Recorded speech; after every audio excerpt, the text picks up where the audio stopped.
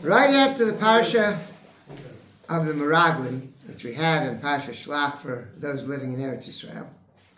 So, just after the Parsha of the Meraglim, we have, which is one of the most sad stories in, besides the Chet Egel, the two major sins of the Torah that unfortunately we went through, the story of the Chet Egel and the story of the Chet of the Meraglim.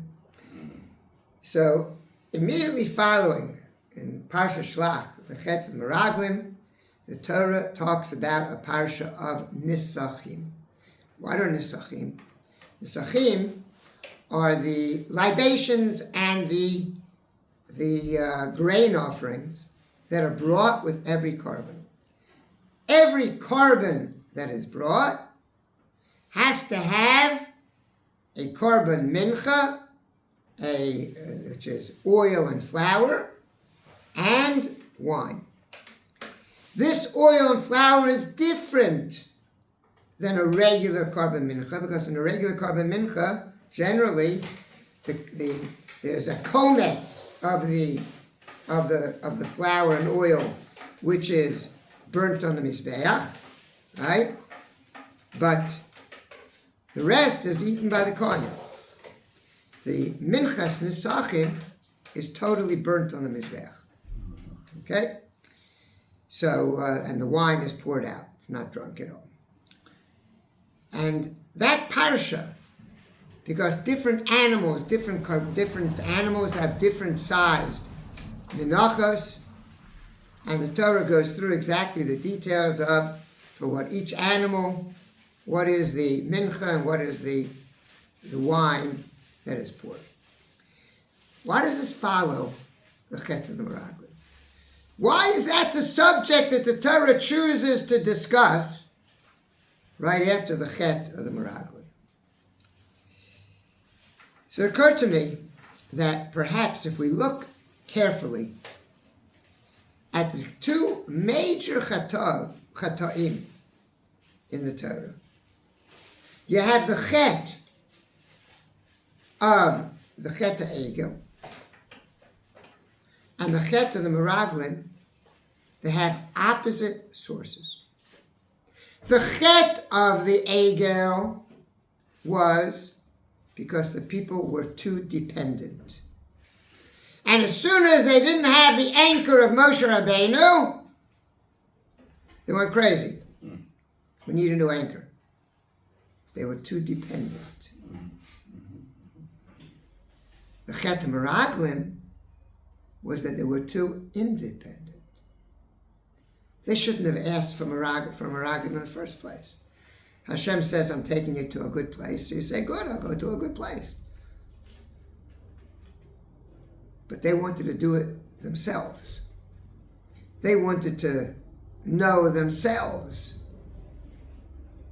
There, it was a Chet of independence.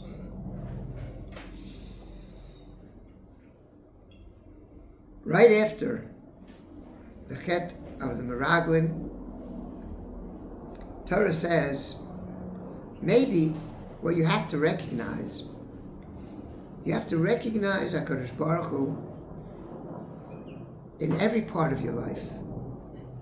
To recognize that there is no such thing as independence.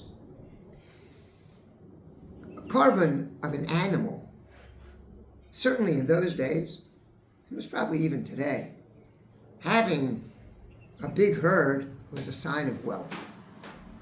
That was wealth. That's having a lot of property. So most karbanos, we bring a sacrifice to God from our wealth. But the mincha is from our bread, from our subsistence. It's from that which we live on. It's not wealth, it's life.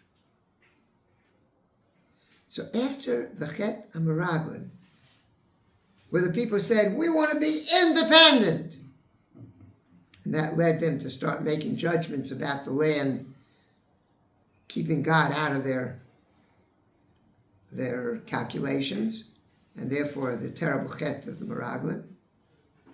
Hashem says, you've got to have together with every carbon of wealth a carbon of your subsistence.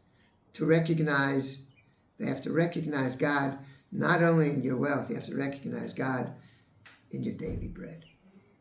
There is no such thing as real independence.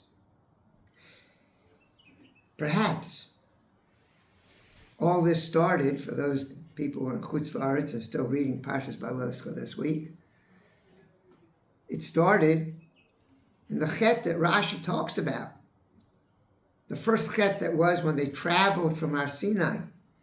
And Rashi says they were like a tinok haboreach mi beit hasefer. Why does a child run out of school? Because in school you got to sit in your place and you've got to keep certain discipline. I want to get out, right? I want to be independent. That's where it began. That's where the downward spiral of Klal Yisrael and the end of all the Chatoim in Parshas Ba'aloscha came from.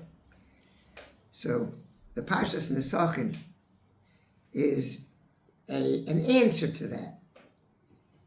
Something that we should recognize today as well. That in our everyday life, we have to know that for every step, for everything that we do, we're dependent on the Rabbi Shelach. We're dependent on Kadosh Baruch Hu. We have to recognize there is no independence. We have to do things, we have to act, we have to make decisions. But with everything, we have to recognize we're in the hands of Hashem. Kadosh Baruch Hu can make it work. Kadosh Baruch Hu can make it chas v'chalilah not work. Whichever way it goes. If we realize that we're in the hands of Hashem, then we can be full of tefillah, and life itself, in every aspect of life, will never forget that Kadosh Baruch Hu is involved with us, and be able to see Hashem and see His blessings in everything that we do. Have a good Shabbos.